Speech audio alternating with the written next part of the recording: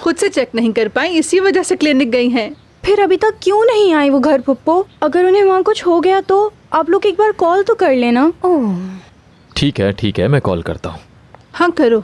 हाय मेरी बच्ची, मॉम! मेरी गुड़िया, हाय मॉम! कैसी है मेरी जान? लाख शुक्र, डरी तो नहीं ना मेरी बच्ची? नहीं नहीं, मैं बिल्कुल ठीक हूँ, बिल्कुल ठीक हूँ मॉम। हाय अल्लाह का लाख लाख शुक्र है। ओह मेरी जान, मेरा बच्चा। इस बार हम कर ही लेंगे यकीनन। देखो, अब कोई भी अपना बैनर गिराए, कसम है हमें वो इस बार उठाना नहीं है, चाहे कुछ भी हो जाए। ठीक है, मैं समझ गया। कैसा है मेरा भाई? भाइयों, इसे ध्यान से कोर्ट लेकर जाओ और वहाँ बताना कि ये इस शहर का नहीं गांव का रहने वाला है। जी सर। अब ले जाओ इसे जल्दी से।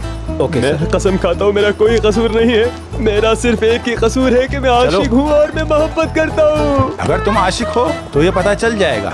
छोड़ दीजिए, खुदा के लिए मुझे छोड़ दीजिए।